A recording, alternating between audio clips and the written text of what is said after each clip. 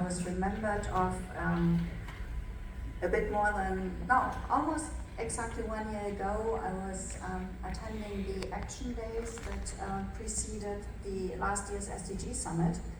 And then there was Marina Silva having a long discourse about bioeconomy.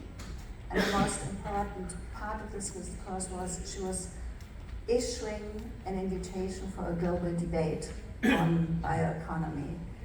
And I think that's exactly what you did. So you took it up, you took profit of the G20 presidency, and you kind of forced us all to discuss this. And I think, well, I'm a political scientist, and I think one of the most important things that you have to do when you want to come to common results at the international level, and also to this policy coherence that was so much requested here also among different stakeholders, you have to know what you're talking about. You have to understand the others and the others' perspectives, and you have to come to a common understanding of a certain term. So I can say that in the G20 world, we have certainly very diverse experiences and national circumstances, and maybe also beliefs that guide our different concepts of bioeconomy. But really the big service that Brazilian presidency has done to us all, I think, is to really say, okay, first of all, we have a series of discussions so that everybody shares his experiences, shares his knowledge, his further knowledge, and input and intake on the topic, and the important things about it. So distilling really what is really important about what we are discussing, and what are those elements in the variety of stories that we tell each other, what are the recurrent red lines that we need to agree upon if we want to continue cooperating together on the same path, because I think this is just the beginning. You spoke about bioeconomy is still in the niche phase. Well, to scale it up, we need international cooperation on the topic and on the way that we want to go.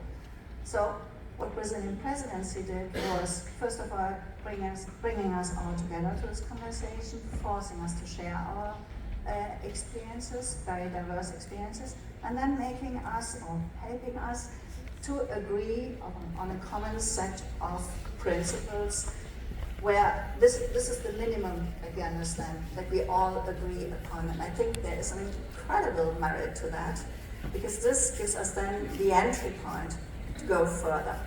So that's my main intake of that. So if you ask me what is my view on that and how do I value this, well, this is the incredible value. And I'm very hopeful because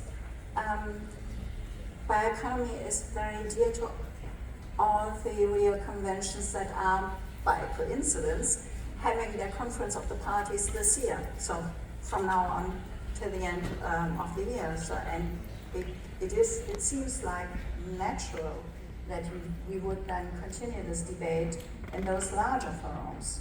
We also have a group of not so unimportant countries that have agreed on common principles, and we can then enlarge this debate.